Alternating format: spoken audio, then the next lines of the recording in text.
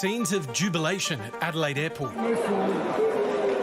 after a young South Australian family who asked not to be identified for safety reasons managed to escape war-torn Gaza. We want, as a family, to thank Minister Billy Wong and her team of diplomats. We appreciate it's been a very intricate pursuit and are extremely thankful it worked out eventually. They were among the lucky few to flee as 25 Australians were let into Egypt via the Rafah border crossing this week. But that vital lifeline has reportedly been closed off, leaving hundreds of foreigners stranded. We came here hoping to leave. We have a little hope to leave and save our lives. Hamas blocking the only way out after Israel refused to allow wounded Palestinians to be evacuated. A border official saying, "No foreign passport holder will be able to leave the Gaza Strip until wounded people who need to be evacuated from hospitals in North Gaza are transported through the Rafah crossing." Israel, though, claims Hamas is loading ambulances headed for Egypt with its fighters. The IDF bombing one ambulance outside Gaza's largest hospital on Friday, killing at least 15 and wounding 60.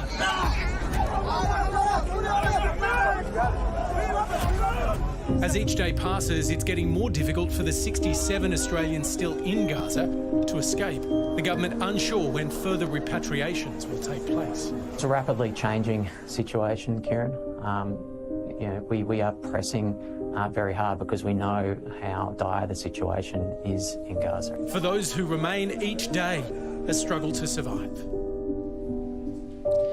Abdullah Dahlan is a retired school teacher from Western Sydney. He and his wife are stranded in Gaza. He joined us on the phone a little earlier with his son Shaher, who is in Sydney. Abdullah, Shaher, it's good to be chatting with you both.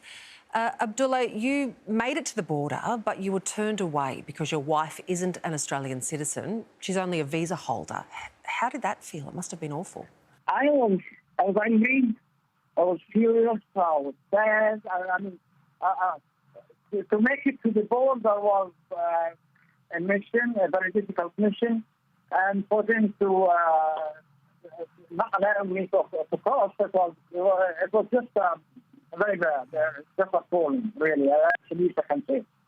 Shaher, your father's wife does have a visa for Australia. Is it clear to you why they weren't, as a couple, as a pair, allowed through the Rafah crossing? As far as I'm aware, the authorities in Australia had submitted a list of Australian citizens and their family members who were permitted to cross the Rafah border. That was provided to the Israeli and Egyptian authorities.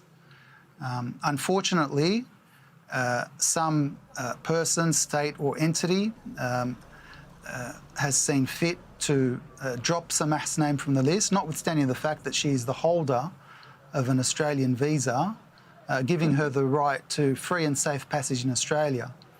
The thing that concerns me is that some other external element has made a decision about who has the right to enter into Australia, and that was quite alarming for me. Former Prime Minister Scott Morrison has just arrived in Israel. What can he do to get your father and his wife out of Gaza?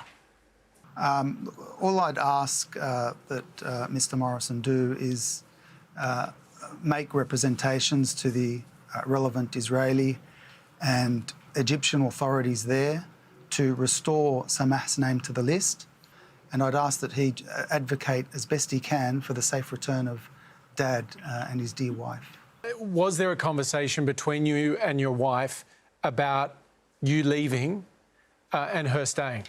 I mean, the way I was brought up, I can't do something like this. I just escape and leave my wife behind. What would I tell my kids in Sydney, that your father escaped and left his wife behind? Very disgraceful thing to do, and I couldn't do that. Shaher, for you and your family, it must be an incredibly difficult set of circumstances. Do you understand why your dad took that decision along with his wife to stay there with her? Absolutely, without a doubt.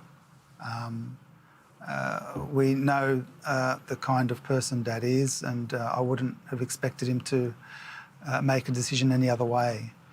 I think it's to his credit that he did the chivalrous thing and stayed by his wife's side and turned around into the face of danger and made another perilous journey back to Khan Yunis. It's an act of chivalry that goes beyond all expectations, in my view. So I'm proud of Dad. Shaher, talk us through your mindset right now. Are you worried? You speak of the danger, you're worried that your father is in. Are you worried that you may never see your father again? Look, Dad and I are, you know, we talk often, but we don't express much emotion.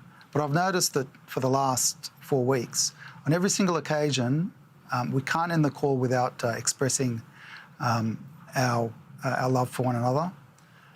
And that just demonstrates the fact that there is a real fear or apprehension that when I get off the phone, it may be the last time I speak to Dad. And it is a terrifying reality. And it feels surreal that I'm sitting here describing it to you. Abdullah, that must break your heart, hearing your son talk that way. Yes. Well, I cry every day. I just can't take it. Everywhere you go, it's just harmful things that you can't just comprehend. You just can't comprehend. Abdullah and Shaher, we really appreciate your time. Thank you so much for talking to us tonight, and hopefully your dad can get to safety soon. Thank you so much.